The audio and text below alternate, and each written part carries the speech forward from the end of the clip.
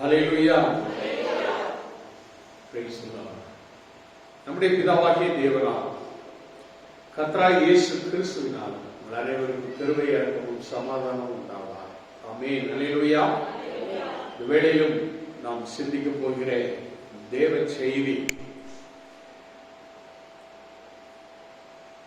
வெளிப்படுத்தின விசேஷத்திலே 3ஆம் அதிகாரத்திலே 7வது வசனத்திலிருந்து 13வது வசனம் வரைக்கும் உள்ள அந்த பாகத்திலே நாம் பார்க்கும் பொழுது 6வது 7 சபைகளை குறித்து வெளிப்படுத்தலே சொல்லப்பட்டிருக்கிறது.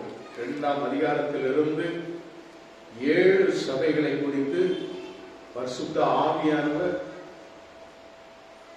சொல்லிக் கொண்டிருக்கிற காரியம்.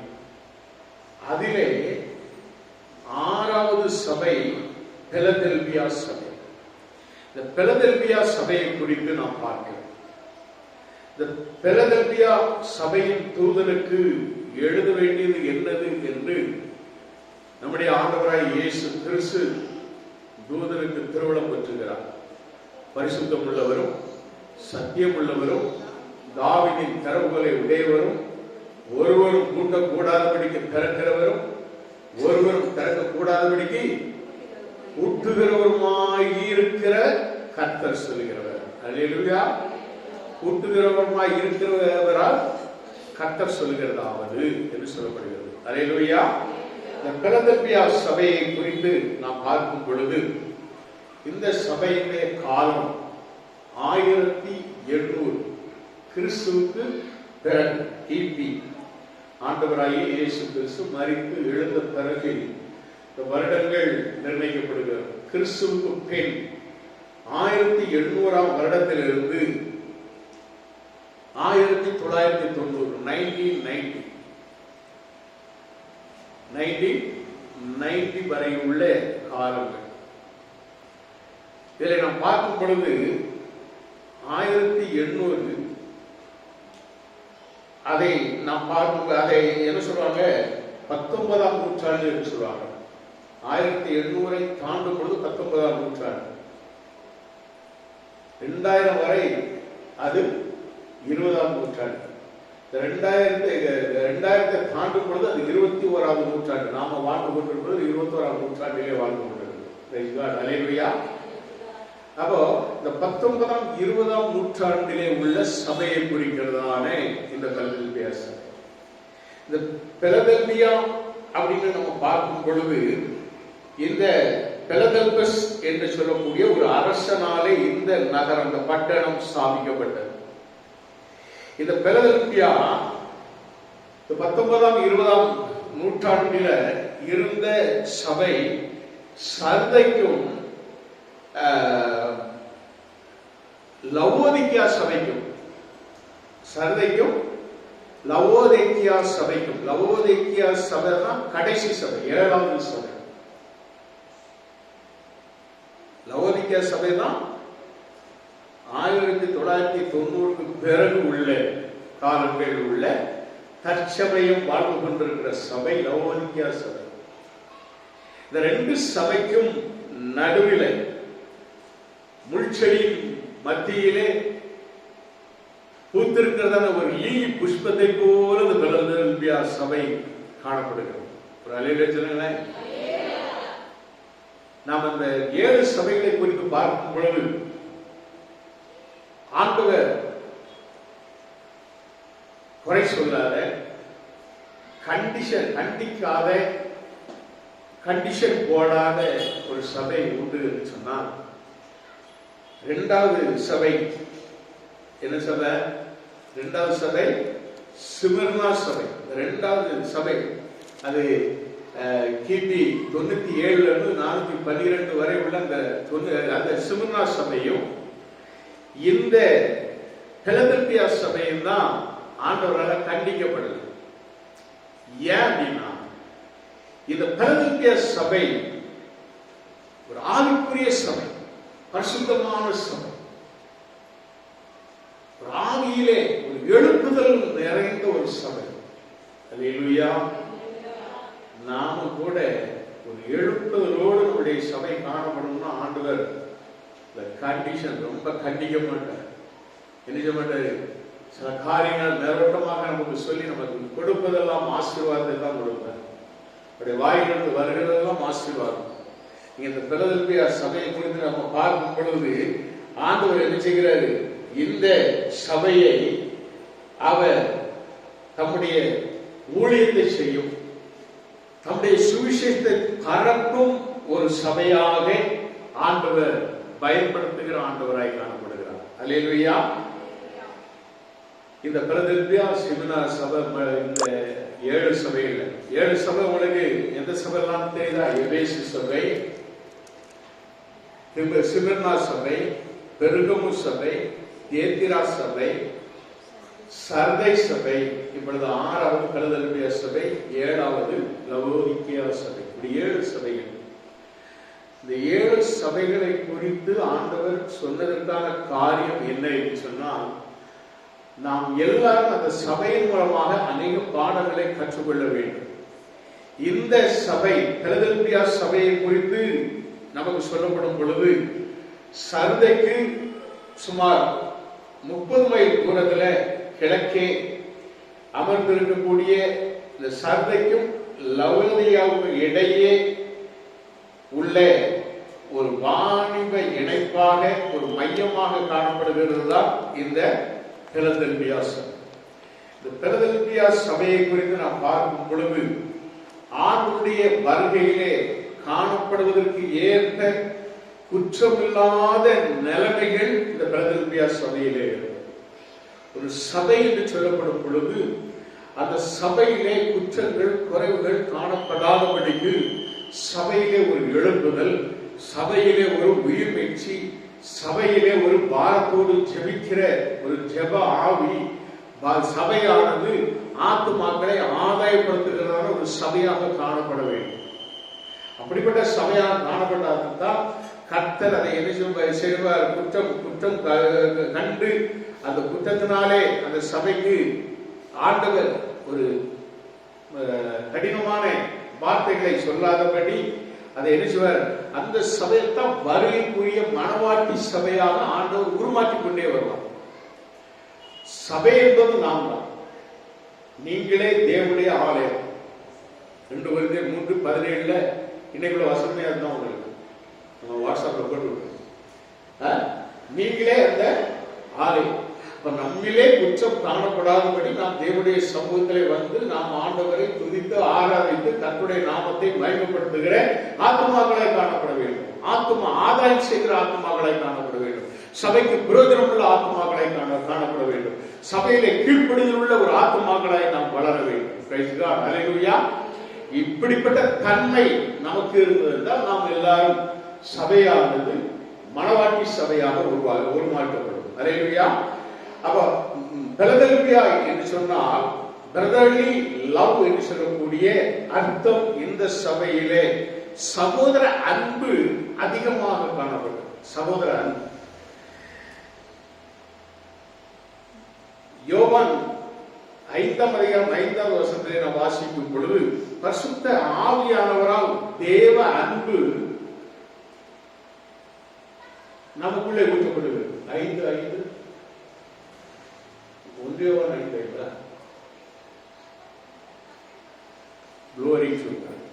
அப்போ தேவ அன்பு நமக்குள்ளே ஊற்றப்படும் பொழுது, தேவ அன்பு நமக்குள்ளே ஊற்றப்படும் பொழுது நாம் அந்த தேவ அன்பினாலே நாம் நிரப்பப்படுகிறோம்.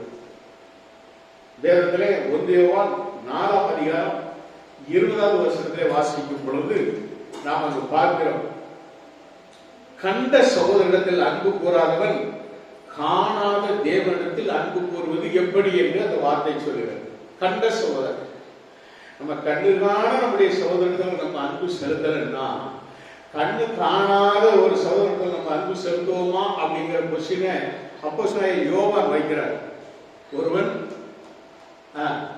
தேவனிடத்தில் அன்பு கூறுகிறேன் என்று ஒருவன் சொல்லியும் தன் சகோதரனை பயத்தால் அவன் பொய்யர். தான் கண்ட சகோதரத்தில் அன்பு கூறாமல் இருக்கிறவன் தான் காணாத தேவனிடத்தில் எப்படி அன்பு கூறுவான்? அப்படின்னு சொல்லப்படுது. அப்ப தேவனிடத்தில் அன்பு கூறுகிறவன் தன் சகோதரனிடத்திலும் அன்பு கூற வேண்டும் என்கிற இந்த கற்பனையை அவராலே நாம் பெற்றிருக்கிறோம் என்று வேதம் சொல்லுகிறது. இந்த சபையானது சபை இந்த சகோதரத்துவ ஐக்கியத்திலே மிகச் சிறந்த சபையாக காணப்படும். அதாவது சகோதர சகோதரிகளிடத்திலே ஒரு ஐக்கியம், அன்பு என்பது இந்த பிலதெல்பியா சபை அது அவ்வளவு அருமையான கிரியைகளோடு காணப்பட்டது என்று நாம் பார்க்கிறோம். 1 யோவான் 3:14 நாம் வாசிக்கும் பொழுது 1 யோவான் 3:14 நாம் வாசிக்கும் பொழுது அங்கு இந்த வேத வசனம் இப்படியா சொல்கிறது. 3:14 நாம் சகோதரத்தில் அன்பு கூறும்படியால் மரணத்தை விட்டு நீங்கி ஜீவனுக்கு உட்பட்டிருக்கிறோம் என்று அறிந்திருக்கிறோம். சகோதரத்தில் அன்பு கூறாதவன் மரணத்திலே நிலை கொண்டிருக்கிறான் என்று அந்த வேத வசனம் சொல்லுகிறது.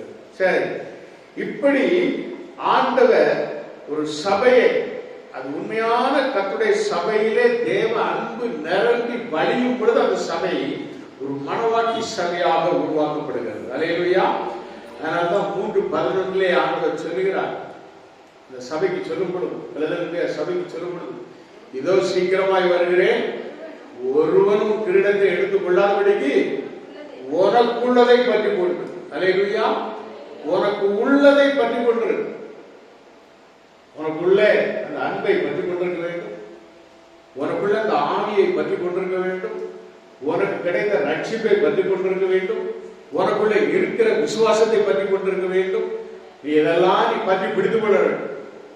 இன்னும் அதை கீழே பார்த்தோம்னா ஆண்டவர் தரக்கூடிய ஜீவ கிரீடம், அந்த கிரீடத்தை நாம பற்றி கொள்ள வேண்டும். Praise God. அல்லேலூயா. அப்ப எல்லாவற்றையும் நமக்கென்று ஆண்டவர் வைத்திருக்கிறதா இந்த ஆசீர்வாதம் எல்லாவற்றையும் நாம் பற்றி பிடித்துக் கொண்டு தேவ அன்பிலே வாழ வேண்டும், சகோதரத்துவ அன்பிலே வாழ வேண்டும். அல்லேலூயா. நாம் இப்படி நாம் வாழ்ந்தால் நாம் ஆண்டவருடைய வருகையிலே நாம் காணப்படுவோம். அல்லேலூயா. பிலதெல்பியா சபையில அவங்க சபையை குறித்து ஆண்டவர் சொல்கிறார், தாவீதின் திறவுகோல், தாவீதின் திறவுகோல். ஏசாயா 22:22 அந்த வசனத்தை நான் வாசிக்கும் பொழுது, ஏசாயா 22:22 நான் வாசிக்கும் பொழுது, தாவீதுடைய வீட்டின் திறவுகோலை அவன் தோளின் மேல் வைப்பேன், ஒருவரும் பூட்டக்கூடாதபடிக்கு அவன் திறப்பான், ஒருவரும் திறக்கக்கூடாதபடிக்கு அவன் பூட்டுவான் என்று சொல்கிறார். 20ஆம் வசனத்திலே வாசிக்கும் பொழுது, இல்கியாவின் குமாரனாகிய எலியாக்கீம் என்னும் என் ஊழியக்காரனை நான் அழைத்து என்று சொல்லுகிறார். Price God. அல்லேலூயா. அவர் சொல்றாரு 23ஆம் வசனத்துல, அவனை உறுதியான இடத்திலே ஆணியாக கட்டாவுவே, அவன் தன் தகப்பன் வீட்டுக்கு மைமையான சிங்காசனமாக இருப்பான் என்று ஆண்டவர் சொல்கிறார். அல்லேலூயா. அருமையான தேவனுடைய பிள்ளைகளே, இங்கு தாவீதின் திறவுகோலை ஆண்டவர் கொடுத்திருக்கிறார். ஆண்டவர் இந்த பிலதெல்பியா சபைக்கு தாவீதின் குமாரனாக என்றென்றைக்கும் வீற்றிருக்கும்படி அவர் சுவிசேஷ வாசல்களை திறந்து ஆசீர்வதிக்கிற தெய்வமாய் இருக்கிறார். அப்போஸ்தலர் 14:27 நாம் வாசிக்கும் பொழுது, அப்போஸ்தலர் நடவடிக்கை புத்தகத்திலே 14ஆம் அதிகாரம் 27ஆவது வசனத்திலே நாம் பார்க்கும் பொழுது, அங்கு அப்போஸ்தலனாகிய பவுலை குறித்து நாம் பார்க்கிறோம். அங்கு சொல்லப்படுகிறது, அவர்கள் அங்கே சேர்ந்த பொழுது சபையை கூடி வர செய்து தேவன் தங்களை கொண்டு செய்தவைகளையும் அவர் புறஜாதிகளுக்கு விசுவாசத்தின் கதவை திறந்து வந்ததையும் அறிவித்து அங்கே சீஷர்களை கூட அநேக நாள் சஞ்சரித்தார்கள். இது எதை குறிக்கிறது? இது எந்த இடத்துல சொல்லப்பட்டிருக்குன்னு சொன்னா, இது எந்த இடத்துல சொல்றாரு? அவர் எனது விசுவாசத்தின் கதவு திறந்திருக்கிறதை சொல்லுகிறார். எங்கன்னா அந்தியோகியா.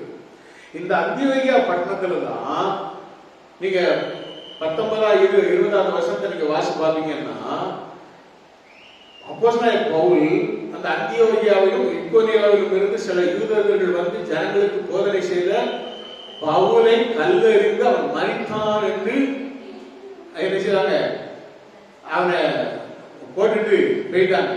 அவனை பட்டணத்துக்கு வெளியிலே இழுத்து கொண்டு போனார்கள் என்று சொல்லப்படுது.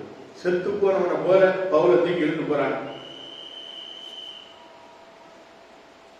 எவ்வளவு பாடுகள் வந்தால், எவ்வளவு கஷ்டங்கள் வந்தால், உயிரே போவதாக இருந்தாலும் ஆண்டவருடைய ஊழியத்தை விட்டு பின்வாங்காத பவுல், பிரைஸ் காட், ஹல்லேலூயா. சொல்ற அந்த அந்தியோகியா பட்டணத்துல அவன் அந்த காரியத்தை செய்தாங்க. அந்தியோகியாவில் உள்ள சில மனுஷர்கள், யூத மனுஷர்கள், இக்கோனியா அங்கிருந்து வந்ததானவர் எல்லாரும் சேர்ந்து பவுலை அடிச்சு செத்து போனான்னு இழுத்து கொண்டு ஊருக்கு வெளியில கொண்டு போய் போட்டாங்க.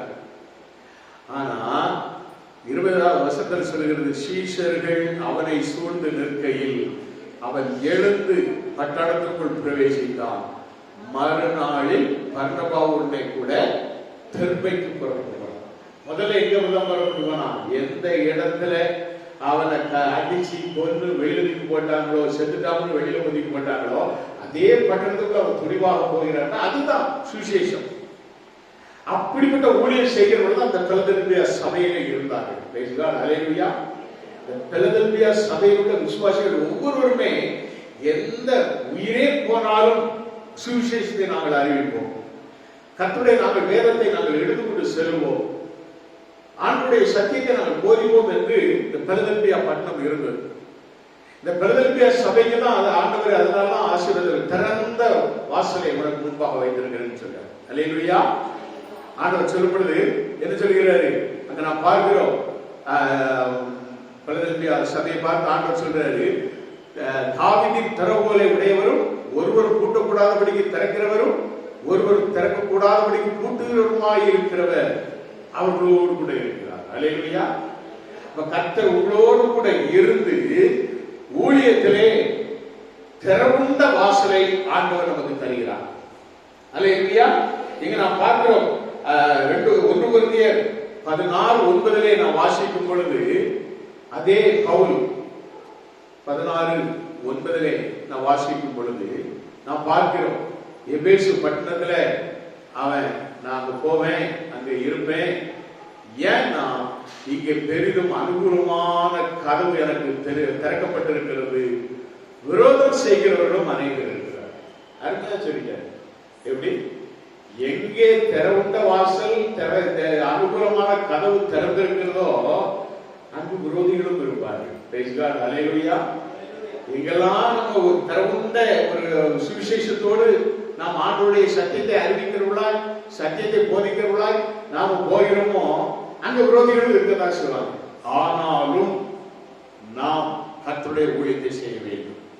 கர்த்தருடைய சுவிசேஷத்தை நாம் என்ன செய்யணும், எடுத்து செல்ல வேண்டும். தைரியமாக சுவிசேஷம் பிரசங்க வேண்டும். அங்க அந்தியோகப்பட்டதுல அவர் சொல்றான், அங்கு அவருக்கு கதவு திறந்திருக்கிறதுன்னு சொல்றாரு. இங்க நாம பார்க்கிறோம் அனுகூலமான கதவு திறக்கப்பட்டிருக்கிறது. பிரைஸ் காட், ஹல்லேலூயா. சுவிசேஷத்திற்கு திறந்த வாசலை கொடுக்கிற ஆண்டவர் நம்முடைய ஆண்டவர். மூன்றாவது நாம் பார்க்கும் பொழுது கொஞ்சம் பலன், என்ன கொஞ்சம் பலன். சோதரம் அந்த இதுல வாசிங்க, உன் கிரியைகளை அறிந்திருக்கிறேன். 8வது வசனம், வெளிப்படுத்தல் 3:8. உனக்கு கொஞ்சம் பலன் இருந்தும் நீ என் நாமத்தை மறுதலியாமல் என் வசனத்தை கை கொண்டபடியால் இதோ திறந்த வாசலை உனக்கு முன்பாக வைத்திருக்கிறேன், ஒருவரும் கூட்ட மாட்டான். அல்லேலூயா. அப்ப நாம செய்ய வேண்டியது என்ன, நமக்கு இருக்கக்கூடிய கொஞ்ச பலன்லையும் கர்த்தரை விடாமல் பற்றி பிடித்துக் கொண்டு கர்த்தருடைய நாமம் சொல்கிறவர்களாய் காணப்படும். ஐயோ நான் பலகீனமா இருக்கேன், ஐயோ நான் சோதீனமா இருக்கேன், நான் போய் எப்படி சொல்லுவேன், நான் போய் எப்படி நான் செப்பிப்பேன், நான் போய் எப்படி ஊழியத்தை செய்வேன், எனக்கு அதுக்கு சம்மதமே இல்லைன்ற மாதிரி இருந்தோம்னு சொன்னா நம்மோடு கூட ஆண்டவர் இருக்க மாட்டார். நமக்காக ஆண்டுடைய கதவு திறக்கப்படாது, பூட்டப்பட்டிருக்கு.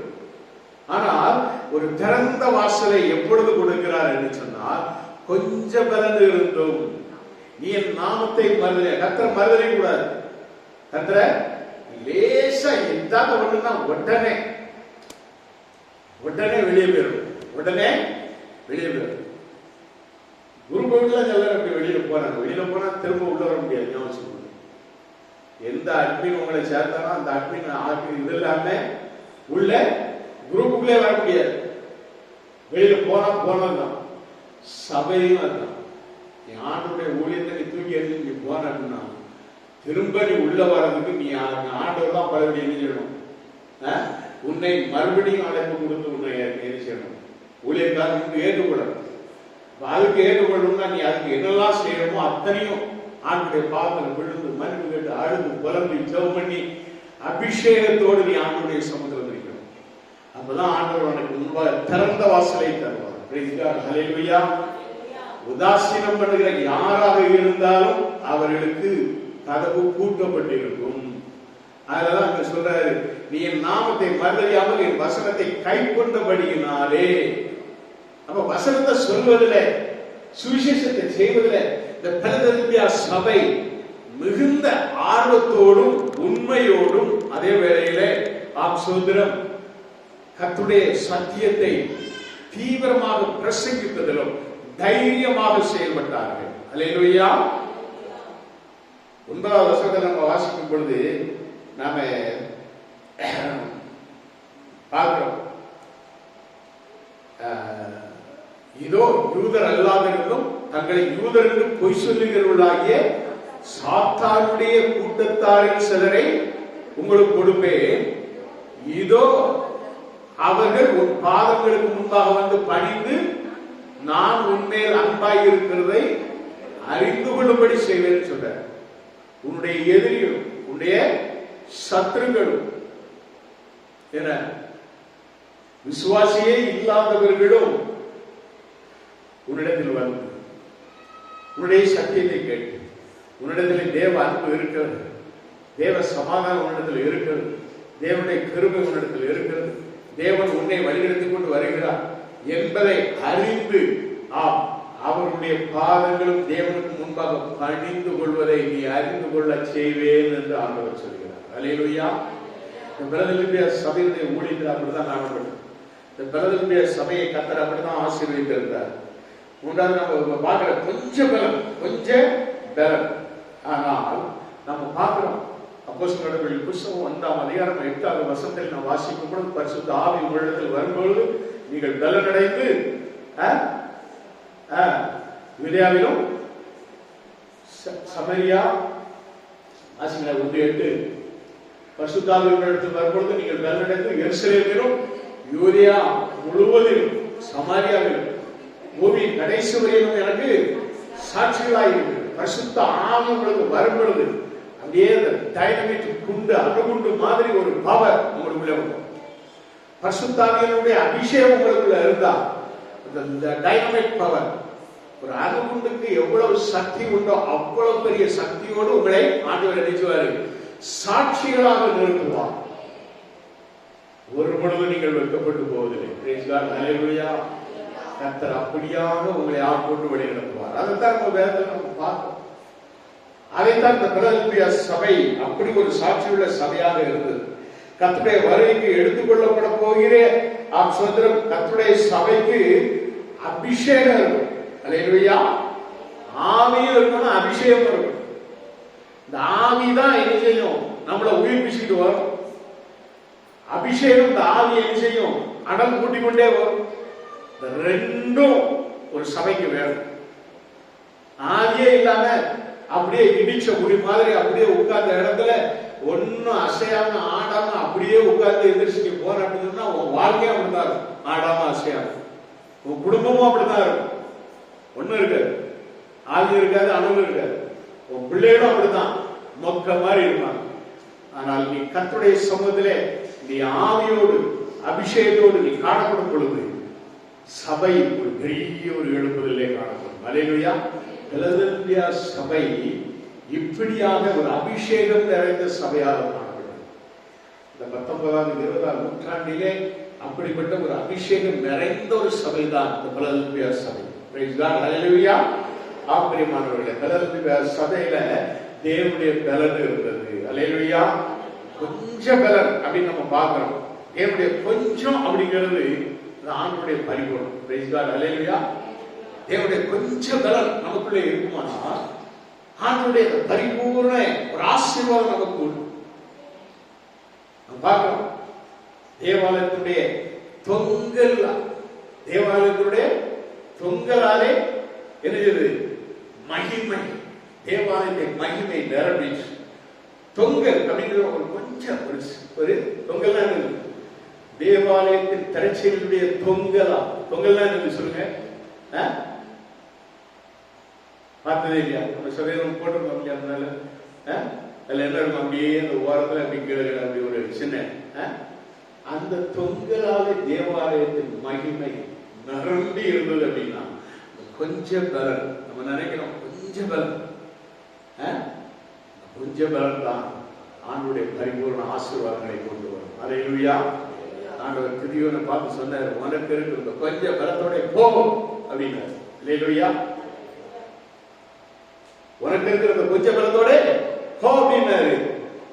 அவ்வளவுதான். கிதியோனுடைய பட்டயம் கர்த்தரின் பட்டயமாக மாறியது. ஒரு அல்லேலூயா சொல்லுங்களேன். அல்லேலூயா. கொஞ்சம் பலத்தோட நாம போகும்போது கிதியோனுடைய பட்டயம் கர்த்தரின் பட்டயமாக மாறி. அல்லேலூயா. அன்னைய பிள்ளைகளை நாம பார்க்கிறோம். என் பொறுமை என்று சொல்கிறார். 10வது வசனத்தில் வாசிக்கும் பொழுது என் பொறுமையை குறித்து சொல்லிய வசனத்தை நீ காத்துக் கொண்டபடினா. அல்லேலூயா. பொறுமை வேணும். நான் போன வாரம் சொன்னேன், ஒவ்வொரு வாரமும் சொல்றேன், பொறுமை வேண்டும். பொறுமை இல்லாத யாராக இருந்தால் அநேகத்தை இழந்து விடுவார், அநேகத்தை இழந்து விடுவார். பொறுமைதான் நம்மை கடைசி மட்டும் கொண்டு போய் சேரும். பொறுமை இல்லாமல் எத்தனையோ ஊழியக்காரர்கள் விழுந்து போயிருக்கிறார். அவனுடைய ஊழிய ஓட்டத்துல இடையிலேயே போட்டுட்டு மீண்டும் வேலைக்கு சென்ற எத்தனையோ ஊழியக்காரர்கள். காரணம் என்ன? பொறுமை இல்லை. பொறுமையோடு கர்த்தர் தருவார். பொறுமையோடு காத்திருக்கும். கர்த்தர் வந்து தருவார். அவர் சொல்லியதை நிறைவேற்றுவார். என் வாழ்விலே அவர் குறித்திருக்கிறதை நிறைவேற்றுவார். அவர் சொல்லியும் செய்யாதிருப்பாரோ என்று சொல்லி நம் ஆண்டவரை உறுதியாய் பற்றிக் கொள்ள வேண்டும். நம்மை உறுதியாய் பற்றிக் கொண்ட மனதை உடையவன் உண்மையை நம்பி இருக்கிறபடியா பூரண சமாதானத்துடன் காத்துக்கொள்வேன். ஏசாயா 26:3 சொல்லுகிறது.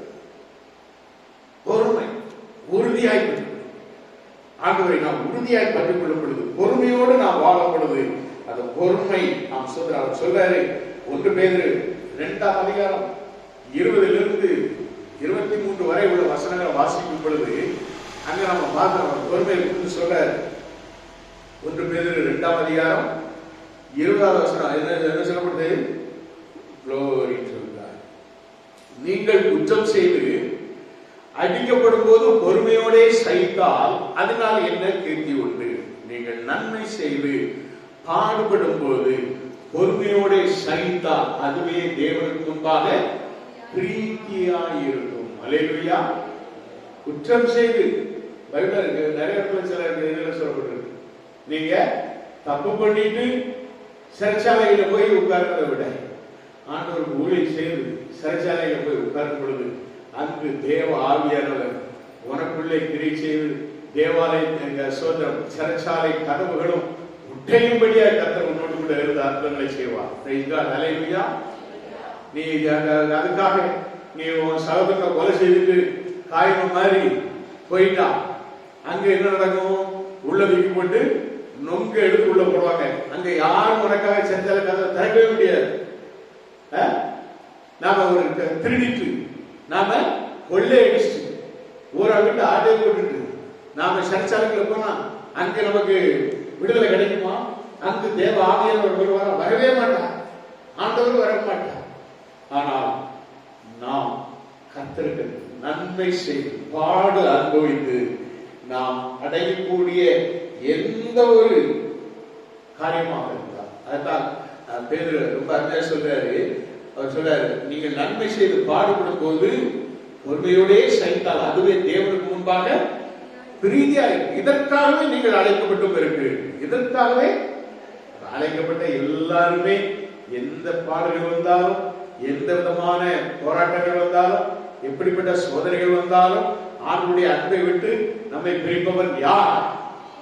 அல்லேலூயா. தைரியமா இருக்கிறது. அது மரணமானாலும், ஜீவனானாலும், உயர்வானாலும், தாழ்வானாலும், வேற எந்த சிருஷ்டியானாலும் தேவனுடைய அன்பை விட்டு எரிச்ச முடியாது, பிரிக்க முடியாது. அப்படிப்பட்ட உற்சாகத்தோடு நாம நிற்கணும். நீ அப்படி நின்னா அல்லேலூயா, கர்த்தர் உங்களுடைய ஒவ்வொருடைய வாழ்வில் அற்புதத்தோடு வழி நடத்துவார். அல்லேலூயா. அதுதான் சொல்லப்படுது, இதற்காக நீங்கள் அழைக்கப்பட்டு இருக்கிறீர்கள். ஏனெனில் கிறிஸ்து உங்களுக்காக பாடுபட்டு நீங்கள் தம்முடைய அடிச்சுவடுகளை தொடர்ந்து வரும்படிக்கு உங்களுக்கு மாதிரியை பின்வைத்து போனார். அல்லேலூயா. ஆண்டவர் நமக்காக அவர் செய்த ஒவ்வொரு காரியம். இயேசு கிறிஸ்து பிலாத்துவுக்கு முன்னால நிற்கும் பொழுது பயங்கரமான குற்றச்சாட்டு, ஏகப்பட்ட குற்றச்சாட்டு. அது முன்பு ஆணுடைய கண்ணை கட்டி குட்டுனாங்க, அடிச்சார், காரி துப்புனாங்க, நிந்தை அவமானம் எல்லாம் பேச மாட்டார். அல்லேலூயா. அவ்வளவுதையும் அவர் நினைச்சாரு, பொறுமையோடு காக்கப்பட்டார். அதுதான் நீங்க வாசிக்கலாம். 22வது வசனத்துல அவர் சொல்றாரு, அவர் மாதிரியை வைத்து போனார். அவர் பாவம் செய்யவில்லை, அவருடைய வாயிலே வஞ்சனை காணப்படவும் இல்லை. அவர் மையப்படும் போதும் பதில் வையாமலும், பாடுபடும் போது பயப்படுத்தாமலும், நியாயமாக தீர்ப்பு செய்யாமலும், தீர்ப்பு செய்கிறவருக்கு தம்மை ஒப்புவித்தார். நியாயமாய் தீர்ப்பு செய்கிறவருக்கு ஒப்புவித்தார். அல்லேலூயா. ஒரு வார்த்தை சொன்னா 9 வார்த்தைய பட பட பட படன்னு பட்டாசு வெடிச்சது மாதிரி நம்ம பேசிவிட்டு நாம அன்பு கூறுவே இன்னும் அதிகமாய் கைதிட்டு ஆராய்ச்சி கருத்து உங்களோட இருக்கிறான். அல்லேலூயா. சத்தம் வர மாட்டாங்க. இன்னும் எல்லாரும் நீங்க அப்படிதான் இருக்கீங்க. ஒரு வார்த்தை என் மருமக பேசிட்டா, எங்க மாமியார் பேசிட்டா, எங்க மாமனார் பேசிட்டா, நான் நாடி வேற மாதிரி பேசுறது, பாட்டா பாட்டா பாட்டா பாட பேசிட்டு சர்ச்சில் மட்டும் வந்து இப்படி ஒரு பாட்டு கூட இருக்கிறா சொல்லுங்க. தம்பி சொல்லுவான், இல்லவே இருக்கவே மாட்டாரு. அல்லேலூயா. அதுதான் சொல்ற பொறுமை. பொறுமை குறித்து ரொம்ப அருமையா பேதுரு விளக்கத்தையே கொடுத்திருக்கிறார். அவர் பாவம் செய்யவில்லை, அவருடைய வாயிலை வஞ்சனை காணப்படவும் இல்லை, அவர் பயப்படுவது பதில் வையாமலும், பாடுபடுவது பயப்படுத்தாமலும். நினைச்சிருந்தா அப்படியே தெய்வீக சுவாபம் வழியும் அவருடைய முகம் டக்கு எப்படி மாதிரி இருக்கலாம், வார சிங்கம் என யூத ராஜ சிங்கம் அப்படின்னு சொல்லிட்டு அப்படி ஒரு முகத்தை சிங்கம் மாதிரி நாம இருந்தா அத்தனை பேரும் ஓடிப்போம். ஓடிப்போனா இல்லையா? சொல்லுங்களேன், அவருக்கு அந்த பவர் இருந்ததா இல்லையா? கடைசி மரண முடிவர் சிலுவையில் மரண பரியந்தம் என்ன செய்தார்? தம்மை தாழ்த்தினார். அல்லேலூயா. தாழ்மை, பொறுமை. இயேசு நமக்கு அதான் சொல்றாரு. என்ன சொல்றாரு? மாதிரி அவருடைய நீங்கள் நம்முடைய அடிச்சுவடுகளை தொடர்ந்து வரும்படிக்கு உங்களுக்கு மாதிரியை பின்வைத்து போனார் சொல்றது. நமக்காக இயேசுப்பட்ட ஒவ்வொரு அடிகளையும் நினைத்து பாருங்க. அதுதான் நமக்கு மாதிரி. இயேசுவை கவனித்து பாருங்க, நோக்கி பாருங்க, உற்று பார்க்கணும். நீங்க இப்படி பாப்பீங்கன்னு சொன்னா இயேசு அவர் காட்டிய உலகத்திலே செலுத்திய அன்பு, அதுக்கு ஈடான அன்பு இந்த உலகத்துல வேற எதுவுமே கிடையாது. எதுவுமே கிடையாது. பொண்டாட்டியோ பிள்ளையோ, நீ லவ் பண்றவனோ காதலனோ காதலி யாருமே காட்ட மாட்டாங்க, இயேசு தவிர. Praise God. அல்லேலூயா. இயேசுவின் அன்பு அது மாறாத அன்பு. Praise God. அல்லேலூயா. ஐந்தாவதாக நம்ம பார்க்கிறோம், சுதந்திரம் கர்த்தருடைய the கிரீடம், glory to God. 12வது வசனத்தில் நம்ம வாசிக்கும் பொழுது glory to God. 10வது வசனம், என் பொறுமையை குறித்து சொல்லுகிற வசனத்தை நீ காத்துக்கொண்டபடினால் பூமியில் குடியிருப்பவர்களை சோதிக்கும்படியாக பூச்சக்கரத்திலிருந்து வரப்போகிற சோதனை காலத்திற்கு தப்பும்படி நான் உன்னை காப்பேன். சொல்ற சோதனை காலத்திற்கு தப்பும்படியாக உன்னை காப்பேன். என் பொறுமையை குறித்து சொல்லிய வசனத்தை நீ காத்து கொண்டபடியினால் பூமியில் குடியிருக்கிறவர்களுக்கு சோதிக்கும்படியாக பூச்சக்கரத்திலே மேலும் கர்த்தருடைய என்னது இது சோதனை காலங்களை குறிக்கிறது. சோதனை காலம்.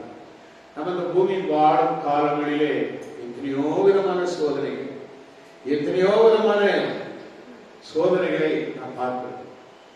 சபைக்கு நீங்கள் பார்ப்பீர்கள் என்றால் இந்த காலத்தில் இப்பொழுது எழுபெறுகிறதானே இந்த காலத்தை பார்க்கும் பொழுது சபைக்கு பலவிதமான சோதனைகள். நார்த் இந்தியாவெல்லாம் அநேக காரியங்கள் நமக்கு தெரியாத காரியங்கள் எத்தனையோ நடந்து கொண்டிருக்கிறது.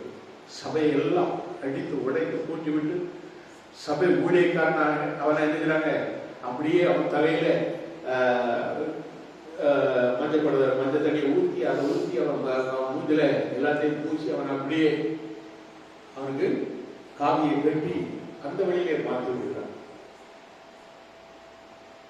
தேவாலயம் நடந்து கொண்டிருக்கிற இடத்துல வேற ஒன்றை கொண்டு வச்சு மாலையை போட்டு அங்கே என்ன ரொம்ப அவசியம். இப்படி பிரசங்கள் நடந்து கொண்டு இருக்கிறது. நமக்கு வருவது ஒரு சில செய்திகள், ஒரு சில செய்திகள் தான் நமக்கு வருவது. எத்தனையாக சோதனை சோதனை சபைக்கு வரக்கூடிய அத்தனை சோதனை காலத்திலும் சொல்றாரு, சபையே நான் உன்னை காத்துக் கொள்வேன். பிரைஸ் காட், அல்லேலூயா. ஆம், சோதனை வரும் காலத்திலே தப்பிக்கும்படியான ஒரு போக்கை நமக்கு ஆண்டவர் தருவார். பிரைஸ் காட், அல்லேலூயா. சோதனை காலத்துக்கு தப்பும்படி நான் உன்னை காப்பேன் என்று சொல்கிறார். பிரைஸ் காட், அல்லேலூயா. நம்மை காக்கிற தெய்வம். விசுவாச வாழ்க்கையில நாம ரட்சிப்பை பெறுகிறோம், ஞானசாரம் பெறுகிறோம், அபிஷேகம் பெறுகிறோம். அது கர்த்தருடைய வார்த்தைக்கு முழுவதுமாக கீழ்ப்பட்டிருக்கிற ஒரு சபையோடு கூட நாமும் கீழ்ப்பட்டிருக்கிற பிள்ளையாக இணைந்து செயல்படும் பொழுது ஆண்டவர் நமக்கு மகிமையான கிரீடத்தை தருகிறார். அந்த கிரீடத்தை கடைசி வரை நாம் என்ன பற்றி பிடித்துக் கொள்ள வேண்டும். அல்லேலூயா. அதான் 11ஆம் வசனம் சொல்லுது, இதோ சீக்கிரமாய் வருகிறேன், ஒருவனும் கிரீடத்தை எடுத்துக்கொள்ளாதபடிக்கு உனக்குள்ள உனக்கென்று ஒவ்வொருவருக்கென்று ஒரு கிரீடத்தை ஆண்டவர் வைத்திருக்கிறார். மாசில்லாத கிரீடம், பாடாத கிரீடம், ஜீவ கிரீடம், ஆண்டவர் நிறைய கிரீடம், அவ்வளவு நீதியின் கிரீடம், இப்படிப்பட்ட கிரீடம் ஒவ்வொரு பிள்ளைகளுக்கும் ஒவ்வொரு விதமாக கொடுக்கிறது. அந்த கிரீடத்தை என்ன செய்வது? பற்றி கொண்டு விடுறத அப்படிங்கிறார். கிரீடம் அப்படின்னு சொன்னாலே அது என்னது அப்படின்னு சொன்னா கர்த்தருடைய மகிமையை குறிக்கிறது. அல்லேலூயா. அந்த மகிமை, அந்த கிரீடத்தை நம்ம பற்றி பிடித்துக் கொள்ள வேண்டும். அடுத்ததாக நம்ம பார்க்கும் பொழுது ஆம்சோதரம் சபையானது ஒரு உபத்திரவ காலம், மகா உபத்திரவ காலம் என்கிறதானே ஒரு காலம் ஒன்று வரப்போகிறது. ஆனால் அதற்கு முன்பதாகவே சபை எடுத்துக்கொள்ளப்படும். பிரைஸ் காட், அல்லேலூயா. அந்தி கிறிஸ்துடைய ஆட்சியின் காலத்துலதான் உபத்திரவ காலம், மகா உபத்திரவ காலம் இருக்கக்கூடிய அந்த காலம் வரும். அந்த காலத்துக்கு முன்பதாக அவர் சொல்லுகிறாரு, அவர் என்ன சொல்றாரு? பூச்சக்கரத்தின் மேலங்கும் வரப்போகிற சோதனை காலத்திற்கு தப்பும்படி நானும் உன்னை காப்பேன், நானும் உன்னை காப்பேன். நம்மை காக்கிறவர் சபையை அப்படியே எடுத்துக்கொள்வார். அல்லேலூயா. நாமெல்லாம் உபத்திரவ காலத்துக்கு போகவே கூடாது, போகவே கூடாது.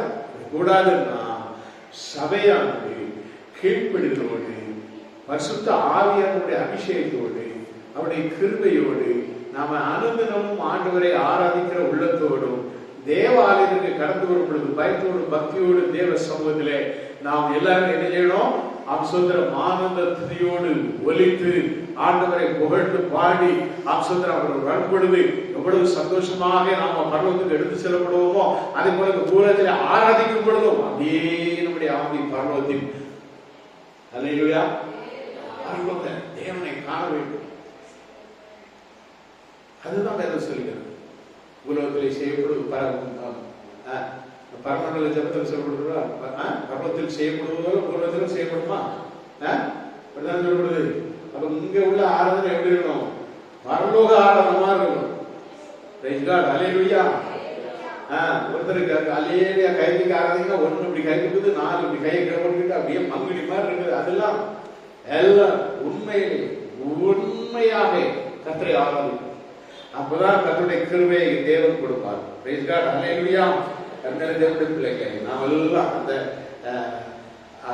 உபத்திரவ காலத்துக்கு, இந்த கிரேட் ட்ரிபுலேஷன் என்று சொல்லக்கூடிய அந்த உபத்திரவ காலம், மகாபத்திர காலம், இதுகளெல்லாம் நம்ம போகாதபடி ஆண்டவர் என்ன செய்வாரு?